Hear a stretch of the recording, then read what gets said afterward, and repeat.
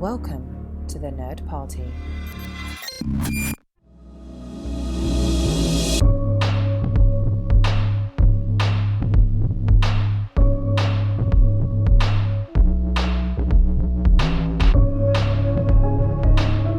Tonight on Houselights, we continue our Jonathan Lynn retrospective with The Whole Nine Yards from 2000, the film where Lynn took his lifelong interest in institutional corruption and moved the institution to organized crime. It's a suburban farce about a dentist who discovers his new neighbor is a retired hitman, and the chaos that follows when everyone around them decides they want something from both of them. With me, who has already sized up the situation, made his decision, and is now just waiting for everyone else to catch up, Darren Moser. And bringing full Oz energy, a man who genuinely wants no part of any of this, but keeps making it worse by trying to fix it, John Mills. Oh, that is way off.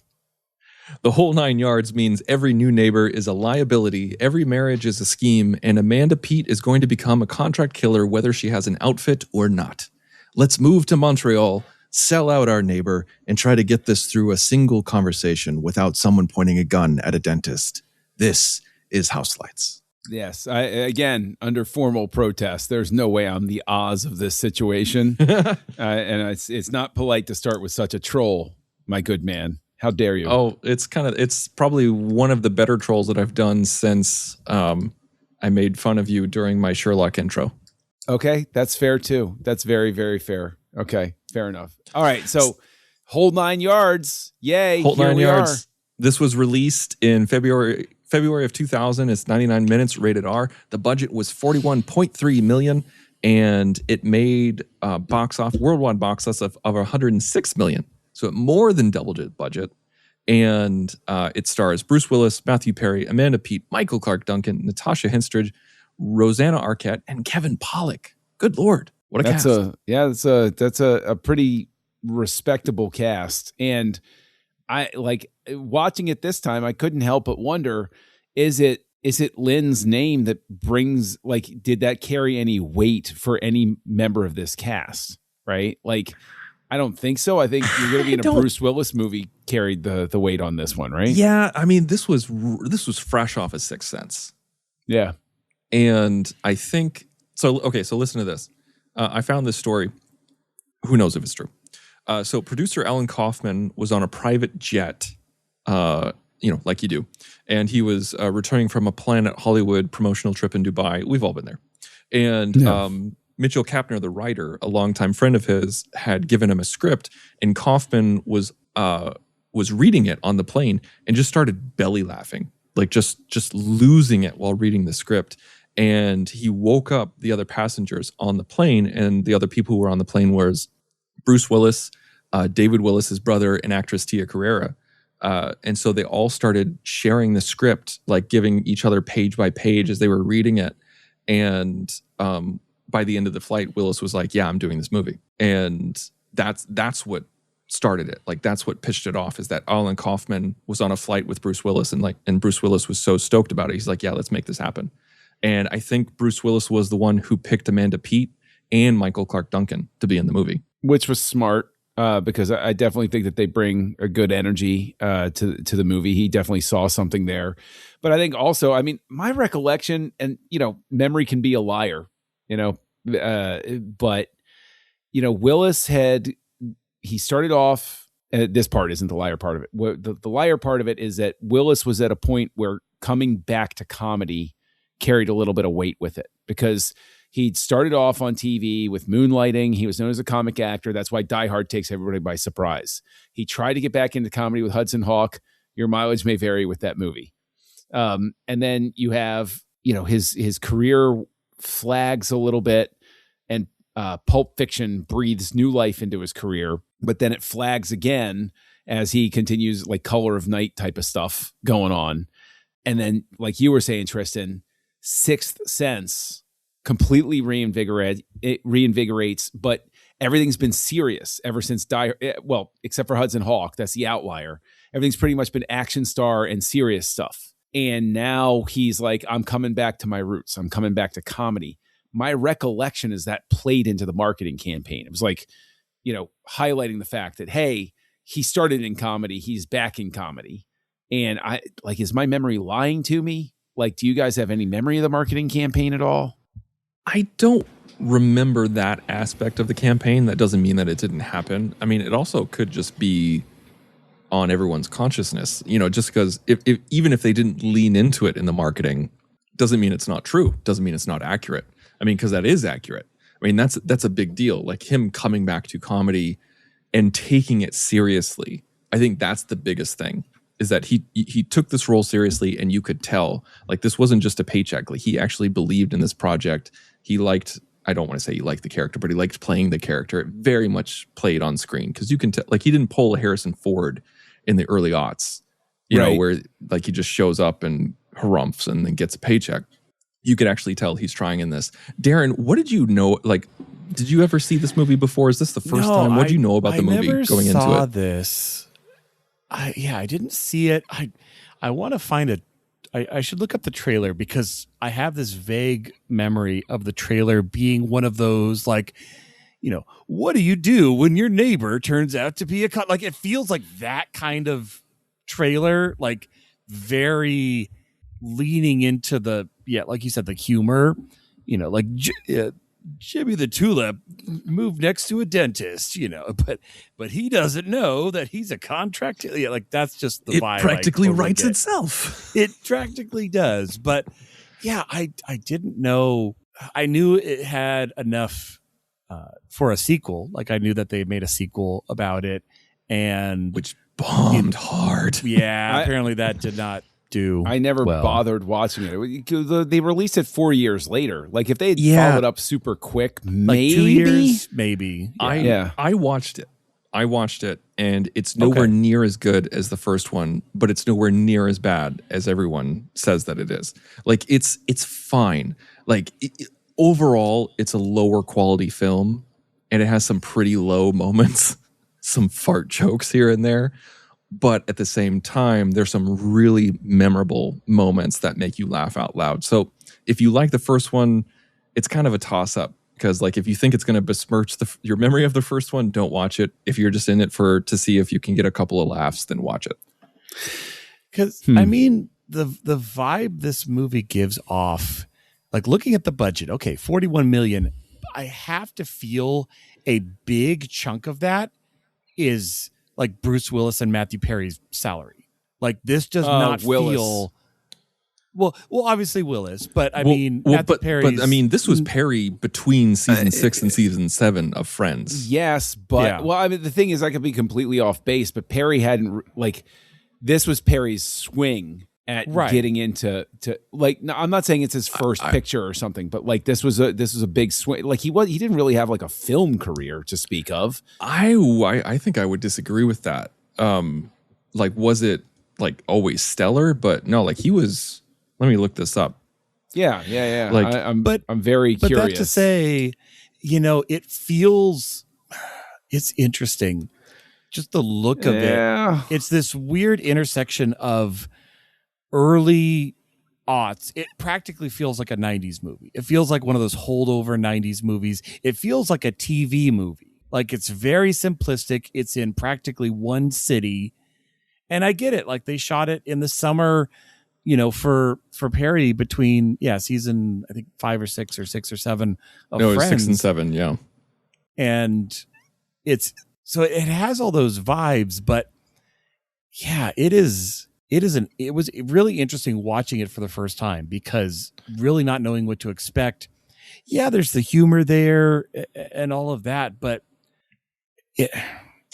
in a way, I almost had a little bit of Protagonist confusion, because the story is Oz's story, but Bruce Willis is they got too big of a name as the other character. I don't know if I didn't have any Protagonist confusion at all. This was Matthew Perry's movie, but yet it's so much fun because Bruce Willis is in it. And also to comment, so the movies that he did before this was Fools Rush In, Almost Heroes, and Three to Tango. Now, regardless of the quality of whatever perceived quality there is, those are right on the same level of inherent like Whole Nine Yards is a much bigger hit financially than any of those movies. But the thing is, people who watched Friends watch those movies, those 3 movies specifically. And so he wasn't a no-name in the film industry. And so I'm looking at your face, John, and I completely disagree. Like I said, this was not his first film by any stretch, but this is, I was merely arguing the point that Willis is commanding a paycheck when he walks onto a movie set. Matthew Perry's not commanding that same paycheck. So like when you look at the $41 million, you could knock me over with a feather if it didn't break down. Like Bruce Willis took home 20 million of that, and then they parsed out like 5 million among everybody else, which is, compared to the money I make, it's a fortune. But you have to think of it this way, though, is that, I mean, okay, I know that we're arguing about nothing, but true. I think this was about the time that Perry was making $1 million an episode. So this guy was making 22 million a year from fall to spring. So he didn't need to make Bruce Willis money on a movie because they were actually shooting around Matthew Perry's schedule so that he could continue making That tells me Friends. they want him in it. But yeah. But it's even funnier to me, though, because I wouldn't go so far as to say protagonist confusion either, but I think Lynn is very much more in love with what Bruce Willis is doing than with what Matthew Perry is doing in this movie. I think that there is much more energy, much more charismatic focus in this film on Bruce Willis. I mean, he's front and center on the poster. Yeah. His screen time it comes across to me like that Lynn is having more fun with that character than he is with Oz. Oz is obviously supposed to be, the main character, but it's just I just don't think that he's maybe the fault is Perry's. From Lynn's own mouth. Sure. He has said that the impression that I get from doing my research and reading interviews and everything like that is that Lynn had a lot of fun working with Bruce Willis, especially behind the scenes, because Bruce Willis apparently was I think Lynn has described Bruce Willis as one of the most unselfish actors he ever worked with, where he would point out good stuff that everybody was doing besides him and say like, oh, let's focus on that. Let's do that. So he was a huge partner on set. He was very much, working with Lynn on set. And so like he was clearly having a lot of fun, but I don't think it was specifically the character of Tulip, but just working with Willis was a delight. But on top of that, Lynn talked about how Matthew Perry brought so much to the role that he came up with so many lines for Oz's character as well as other characters, just improv'd on the spot and just came on set with new material and new ideas that they integrated so much of that into the movie that he could have been a co-writer.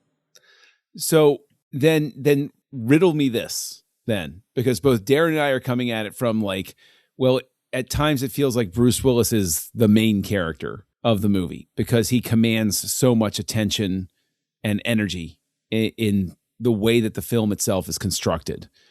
So what is it that we're dealing with then? I mean, I'm not trying to God rest his soul. I'm not trying to diminish Matthew Perry's career or person or ability. You're not coming across that way. Yeah.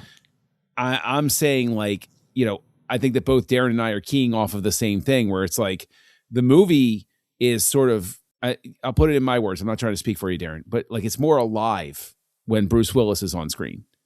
Whereas like one of the criticisms that's out there from the time is people saying, oh, this just feels like a sitcom premise. And I don't know if that's just because that's the way Perry's playing it or something else behind it. But that does come across. Perry's, I think I can, I don't sense any protagonist confusion whatsoever at all. Like I don't get that at all. I'm already on record as saying that I agree with you on that.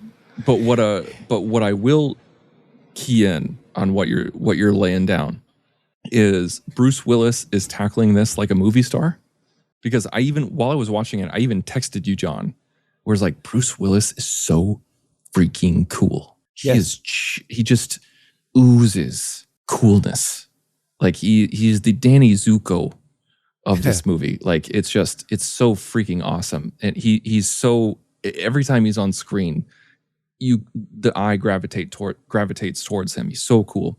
And Matthew Perry, so Bruce Willis is tackling this movie like a movie star, and Matthew Perry is absolutely tackling this like a sitcom. It is. Yeah, you guys are right. You guys are absolutely right, at least in that regard, where like he's zany, he's wacky, he's bumping into walls, he's tripping, he's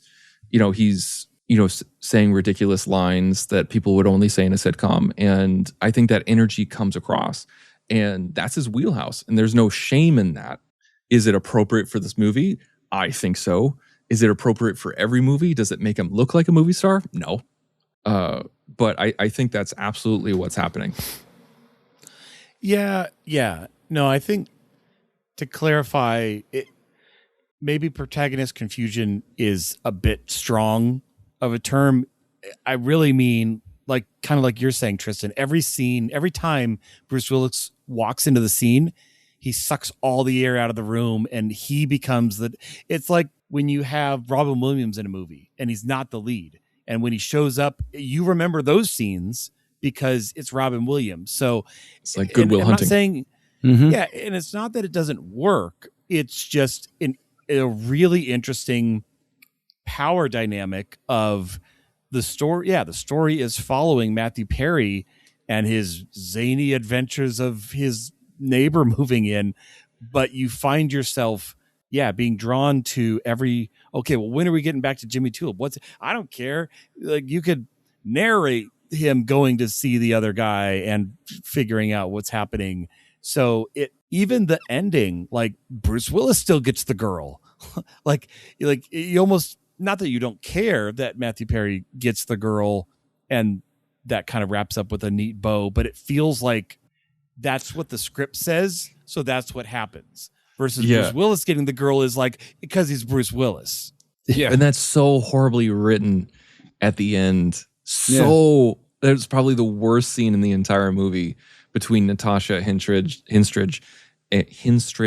and Matthew Perry at the end, when he's like, I want to marry you more than anyone's ever wanted to marry anyone in the history of the world. Oh, like, yes, not only was that written down, it was memorized, it was performed, it was edited and printed. Ugh. Yeah, a whole lot of people thought that was solid, but I'll say as well that structurally for the movie, I consider the Rosanna Arquette character a bit of a distraction with the way the movie is constructed. Let's talk about that. Talk about that. Okay, Rosanna Arquette, fantastic actress. She's been in so much. She's had such an amazing career. Why is this character weird? I mean, the character's supposed to be off-putting, and she nails that. I mean, she understood what she was supposed to do, but did we need to see her that much? No. I honestly think that the way to have solved it was at script level and have her be going through the divorce with Oz, but he's got the legal upper hand or something like that, and that's why she's plotting to kill him. Because as it is in the movie, just coming back and revisiting it this time, I'm like, what human being is staying in, especially the breadwinner, is staying in this?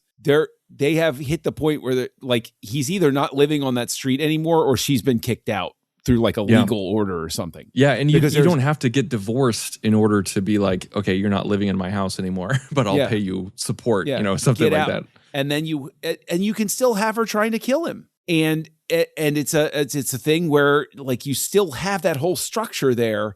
It's just she's not like the first time you meet the character is he's in there, like, and you can still have him getting mad in the car after he gets off the phone with her or something, or like she comes up and serves papers or something like that, right? That was funny when he had to stop driving not once but twice in order to just rage out.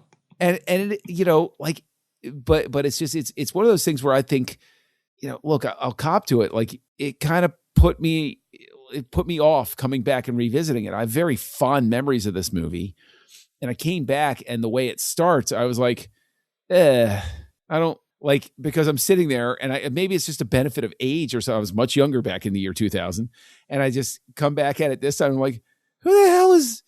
I wasn't married at the time. Maybe it made sense to me back then, But now I'm like, oh no, if anybody was like this in a relationship, who the hell is sticking around for this nonsense? You know, like, I don't know. It's one of those things where I feel like it's just something that they didn't juggle properly from the concept stage to the execution stage. There were so many moments and ways they could have fixed that, and they didn't. And I think it's to the movie's detriment, specifically because what you said, why do we spend so much time with her? Why do I need to see her having a sex scene with Harlan? Well, like, that doesn't make sense. Why does that exist? Yeah. It doesn't make any sense. That's in my brain now. Yeah, sorry about that. No, it's the movie's fault, not yours. Yeah, like I know. that's straight up in my brain. I want to switch gears a little bit here. I want to talk about some of the behind the scenes individuals, the people who made this happen. So the writer, Kapner, this was a spec script, as we talked about before. He had no major produced credits before this. I think that's interesting in itself. But the cinematographer, David Franco, French-Canadian, born in France, raised in Zaire. So he has shot Desperate Housewives, the pilot, that's important, Boardwalk Empire, Game of Thrones, Westworld, and Bury My Heart at Wounded Knee, which he won the Emmy for. This guy, like he knows what he's doing with the DP. And the editor, Tom Lewis, this is much like when you look at his filmography, you're just like, yeah, that totally fits. So his filmography is really heavy in the late 90s with The Wedding Singer, The Water Boy, and Rat Race. You're just like, yeah, this is the guy to edit the whole 9 yards. And the composer, Randy Edelman, so described as a journeyman, he did Kindergarten Cop, The Mask, Dragonheart, While You Were Sleeping. People have called him functional and never really the focus. I disagree with that a little bit. I think I feel like the music for The Mask, Dragonheart, and While You Were Sleeping are very recognizable, very good. I don't think he gets enough credit. I want to talk about, and the reason why I ended on Edelman is because I want to talk about the music for this picture specifically. This picture had very different music. It was very jazzy, very brassy. What did you think about that? I thought it was interesting. First and foremost, he's been called a journeyman. He's one of the people credited on the Last of the Mohicans score from Michael Mann's Last of the Mohicans. So I didn't know that. Anybody calling him a journeyman can go straight to hell. Seriously, go like the boiler room. The boiler room of hell. And every so often take them out so they get some hope that it's done and then throw them right back in. So for that reason, he's always amazing. He also did the score for Dragon, the Bruce Lee story, and that is a good score on that. That is a good score. Film. Jeez, but Edelman is underrated as hell. He did the score for Gettysburg. But I think what it is a lot of his movies are populated by, I'm going to actually take a compliment that you throw at editors and give it to Edelman, is he doesn't draw attention to himself. The best, your words are, the best editing doesn't draw attention to itself. It just happens. And I think that his scores are what the film needs. He's not, forgive me, he's not a Williams, he's not a Zimmer, he's not doing stuff where it's like, look at me, I love drums, or anything like that. He's like, oh, the whole 9 yards. You know what this calls for? We're in Montreal. It's a little jazzy. It's a little low key. It's fun. It's improv. There's improv on the set. Jazz supports that vibe. I think it's the right score for this movie. I mean, what do you expect the score from this to be? Like, should I be walking out? I was like, I gotta buy this soundtrack. No, I should hardly notice the music. Like it should just be there and hit the right emotional note. That's it. No, I think you're absolutely right. I'm looking again over his career, and it's like he's the one who filled in all the gaps that weren't done by the more known more known composers. Because I'm seeing, you have 6 Days, 7 Nights, Anaconda, Down Periscope, Indian in the Cupboard, The Mask. All these, again, someone's got to do them. And a lot of those have great, beats and recognizable motifs and all sorts of things. So, yeah, I think. And then for this one, I would say it's above a TV movie score. Like, it's a solid score, but it's, it's not, I'm not going to buy it on disc, but it works. It's playful in a good way. And just to give a little more love to him, he also did the score for Christopher Nolan's Insomnia, and that is a good score. So there you go. Yeah, no, it's good music. I don't think that the music is ever the problem with the film. I think that there are just certain structural things that just can't be. Well, let's talk about that. Let's talk about that. Okay, so audiences really liked this movie. This has a high score on audiences across the board, but critics kind of lukewarm on it, and it made money. Why do you think that is? Why do you think audiences liked it, but critics didn't? Darren, what are you thinking here? I mean, I think it's the Matthew Perry effect of, like you said, the butts are already in the seat because of Friends. So you don't have to have a movie that on itself is going to draw you in. They had the right kind of 1-2 punch of Bruce Willis and Matthew Perry. Like we keep saying writes itself. It writes itself. The marketing writes itself. You're like, who do we target? Well, we target people who love Bruce Willis movies and who watch Friends. And it just pulls people in. So, but yeah, it's not a great movie. I'm trying to remember a single quotable line from it, and I watched it yesterday, but and for that, I mean, those aren't lines, but I will. You're like, that's definitely a line in the movie. Tristan is basically what Darren just said. I'll throw out there that the cinema score average was a B, as in Barricade.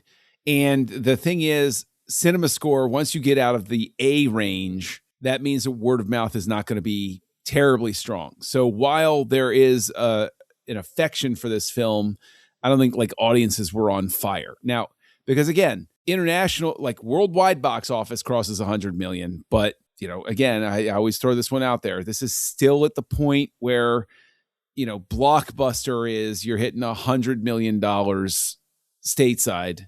In terms of the critical response, I think that the one thing to hold on to is that there are structural things. I think comedy is very subjective. I think critics in general are, you know, sticks in the mud when it comes to stuff like this. But the one positive I think that is consistently recognized is this is really sort of like a breakout for Amanda Peet. And, you know, Roger Ebert called her out, called her performance perfect. So I think what it is a lot of times when you look at these critical reviews, they're talking about shortcomings of the film as a whole, but it never seems to stick to the people in the film. Like all the critics are willing to say, like, "Hey, these are a lot of good performances. Just the movie didn't really come together."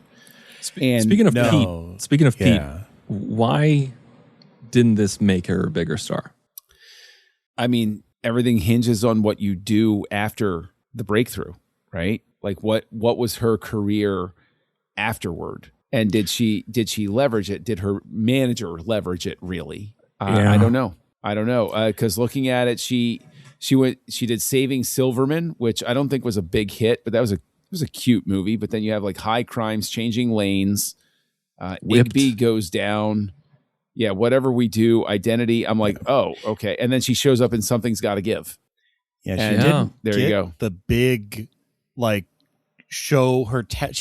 We've all seen it where an actor is given like something to chew on and something to really make their acting chops rise, and she just didn't really get that in her, like John said, her next film, the ones right after. But for this movie, the litmus test I kind of put it to is, you know, describe the mini arc of each character in a sentence or two, and which one would you rather hear about? Oh, a dentist who has a contract killer move next to him. Okay, that's kind of a contract killer that, you know, starts to interweave with his neighbors and his ex-wife and the guy, and they're trying to get 10 million. Okay, that's a little more interesting. It's like the dental assistant that wants to become a contract killer and then finds out that she was put on a hit for her boss. Okay, I am now really interested in that. So every every little mini story is almost more interesting than the dentist story. And I think that kind of sums up a lot of the movie. Oh, that's fair. I think that's fair. But at the same time, I think that, Lynn, where his strength comes through is his willingness as a director to foster an improvisational environment and trust his cast. So all the stories are that there's a lot of improv.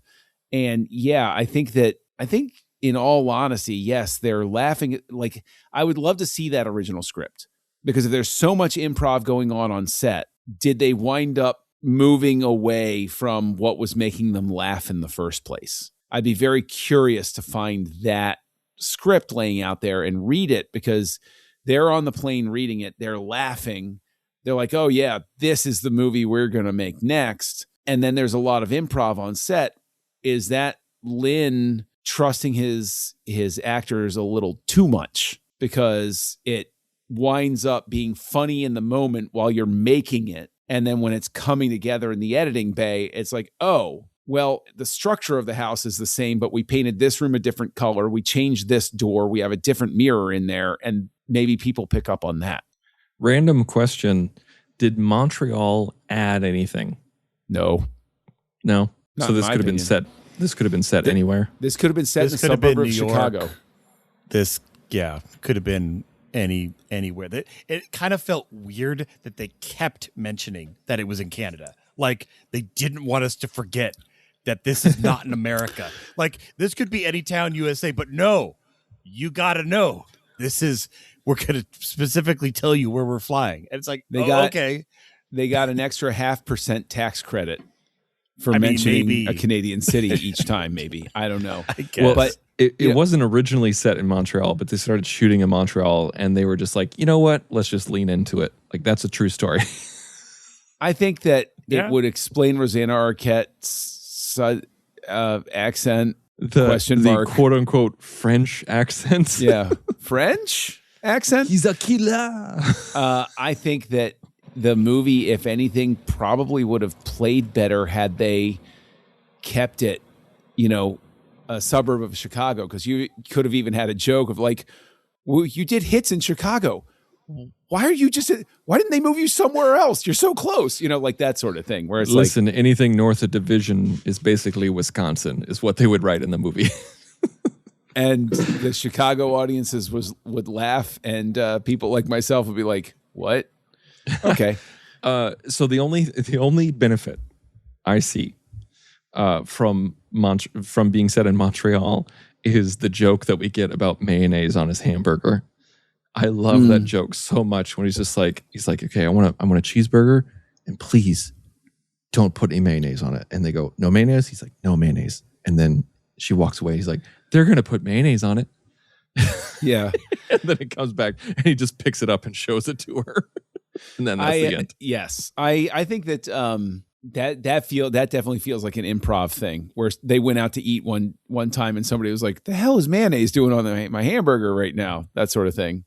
I think that it's interesting, because I think that this movie, I'm curious to know what, like, you guys think where Lynn pops up. We've seen a few of his movies by this point. Where do you see him in here?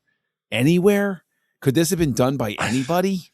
I honestly don't see Lynn anywhere. Like, even when you look at the cinematography, yeah, even he's doing something different. Even Franco is doing something a little different than what he normally does. Like, you see Dutch angles for some reason, but it's not consistent, and it's not when like things are tense or things are weird or odd. It's just kind of random, and I don't know. Maybe the pacing, the ensemble dynamic could be Lynn, but yeah, I mean, I think that's what we're struggling with, is like, I think that Lynn as a director, I think you're right in terms of getting his ensemble to perform well together. That's his gift. And I think that what we three sometimes do is we focus a lot on like, where do we, I know I do. Well, we're a director focused podcast. I'm like, where do I see? And I'm like, I think that he's an invisible hand, in the sense that he can keep things moving on schedule while giving people the freedom to goof around. And maybe that explains the lack of visual language. Is it's like, if you're going to let people improv and like, it's not going to be set up for 12 hours for a 3-minute shot. If people Right. are going to be improving, it's like set up a durable scheme so that we can just go back and riff a ton of lines and the lighting is always right and we can cut this really easy. Maybe that's his skill as a director too, is knowing how to set it up so that the ensemble can have fun with it and they can just edit together the best takes. No, I think you're right, because there's not a lot of wide. I mean, there obviously are wide shots and things like that, but there's a lot of intercutting. There's a lot of singles and such. I think of the scene where they're like hiding out in one of the rooms and Matthew Perry sits down on the stack of tires and it's kind of like not stable and he's kind of leaning. But every other shot in that sequence, he's not in it. There's never maybe there's one wide shot of everybody in the room, because that makes sense. Because if you're improvising, you can't be like, okay, now you got to sit there half leaning over while we shoot everybody else's 2-shot because you happen to be in the shot. No, they're not going to do that. They're going to, but he created these that makes me think scenes and then let them play. It's shot like television. Yes. Except Yeah. for the Dutch angles. Like when you have a lot of singles and a lot of close-ups, it's not shot like a sitcom, but it's shot like television. Yeah. Yeah. I didn't think about that until just now. Yeah. I agree with that. I think that's right. That's spot on. I think that I'm trying to go back through in my brain right now.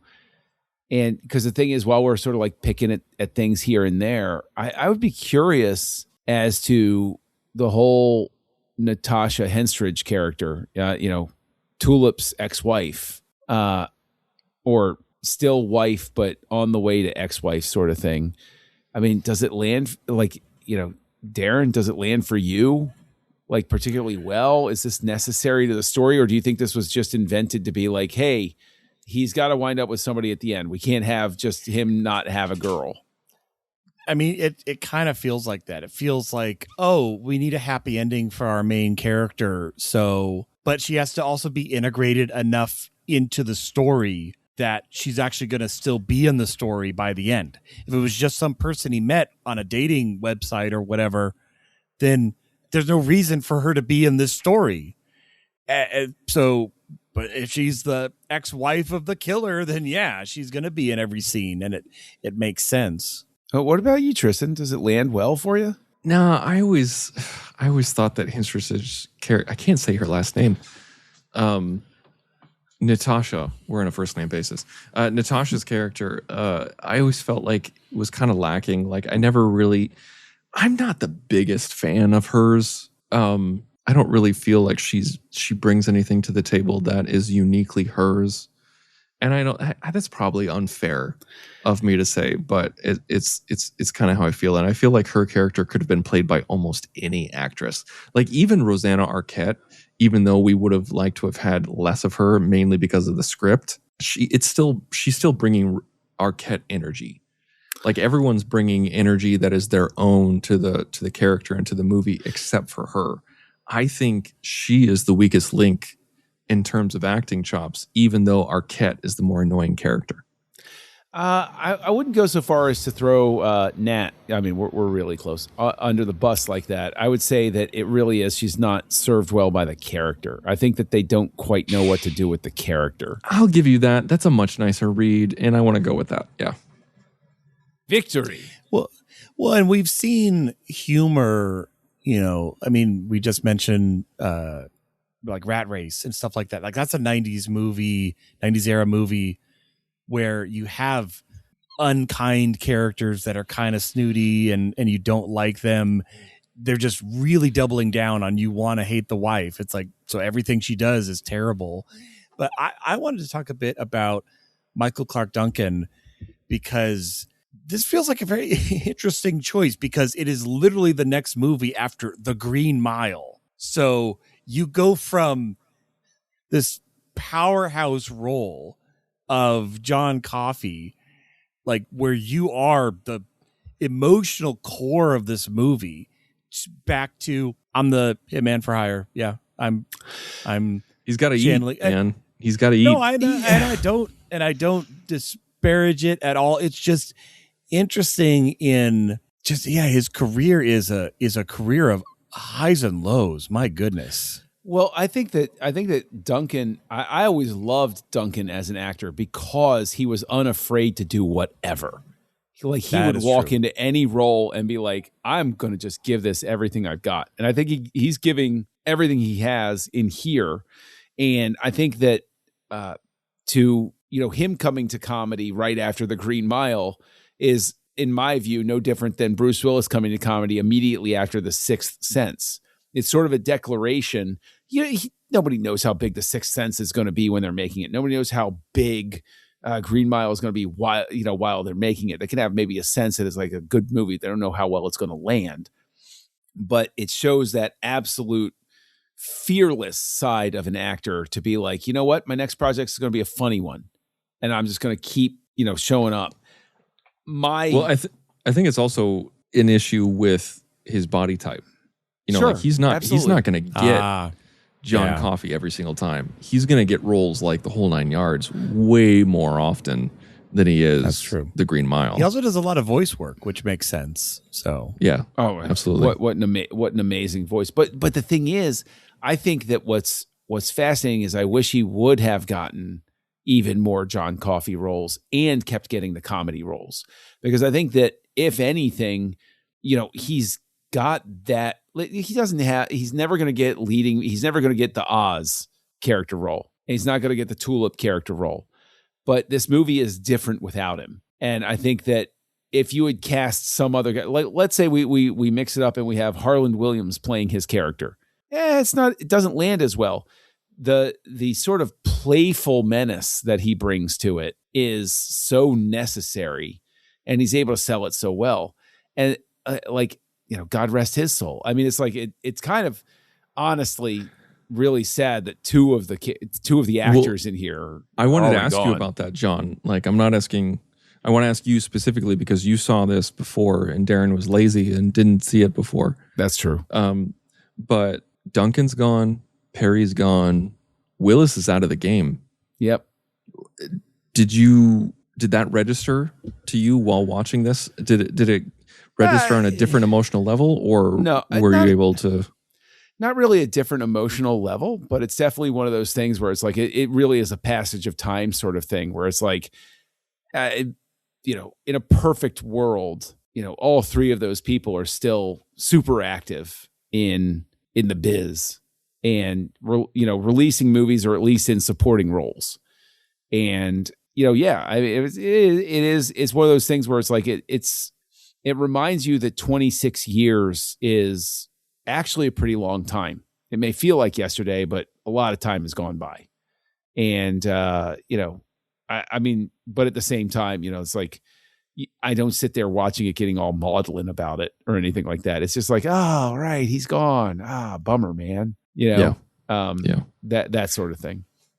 Now, Darren, because I'm hosting, you get to go first. I want to know how many tattooed tulips are you giving this movie? Because I know you're not giving any half tattooed tulips. No unfinished work by the ink man. It's inked in. It's got a little shading.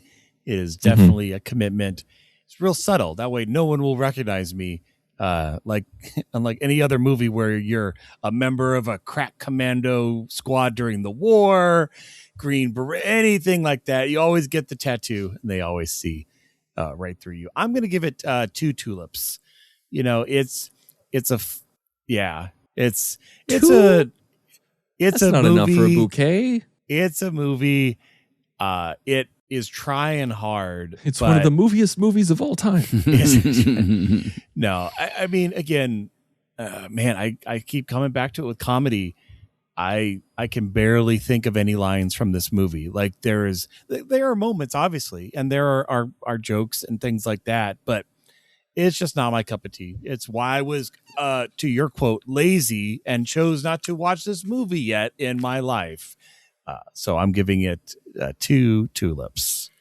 John, how many random flies in the scene are you giving this movie?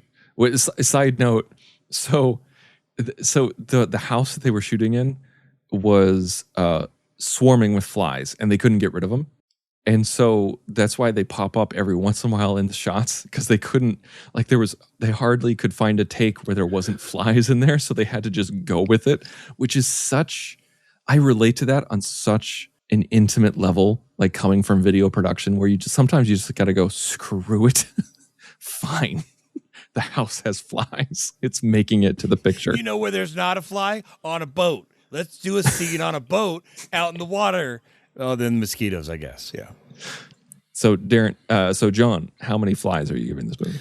Well, on the way to the number of flies that I'm going to give this movie, I am going to say that Amanda Peet is terrific in this film. She truly is. So 2 flies, 1 for, never mind. So I think that she's wonderful, but I do, before we step out, want to say that I think that there were so many more tasteful ways that they could have shot the nudity in the film, including from behind. She did not need to be fully on display. And I'm not saying that as a prude. I'm saying that as the camera, like she is exposed for long enough that I'm kind of like, it feels prurient, the way that they do it. But I don't know that it was necessary to shoot it that way. I think that you could still get the mood and the impression of it without that. And I like it's just, I don't know. I mean, it's like, I'm sure there are people that disagree with me, and they can, and that's fine, but whatever. I do come in slightly better than Darren. Comedy is very subjective, but for me, there weren't a lot of laughs in it this time. So I wound up coming in at 2.5 because I'm a sane person and I think half stars exist. So 2.5 from me. Oh, you guys are killing me, man. I think this movie is great. I really do. I watched this all the time in college. I watched it when it came out. I watched it on repeat in college. I got so many parts of this memorized. I think this is very quotable. I think this is really funny. I think Bruce Willis brings his A game, his comedic chops. I do think there's structural issues. I think there's definite script issues. But I'm legitimately giving this 4 stars. I'm giving this 4 stars. I think this is really funny. I think it earned the audience rating. It earned the money that it got. This is something that I am going to watch again, regardless of the script issues, especially this stuff at the end that I already talked about I want to marry you more than anyone's ever wanted to marry anyone in the history of the world. Oh. And also, when Bruce Willis threatened the waiter, saying, if you put mayonnaise on the burger, I'm going to like come to your house and cut off your legs and watch you bleed to death, something like that. Don't. Fight Club taught us in 99, the year before that, you don't mess with people who prepare your food. Very true. Very true. So, but I still give this 4 stars. I think this is really funny and this is worth it. And I think Matthew Perry and Bruce Willis have great chemistry. And even though the sequel was nowhere near as good, and even Kevin Pollak called it a disaster, it was nice to see them together again. So I'm giving this 4 stars. Now, Darren, we're switching gears. We're changing houses. What are we doing next week?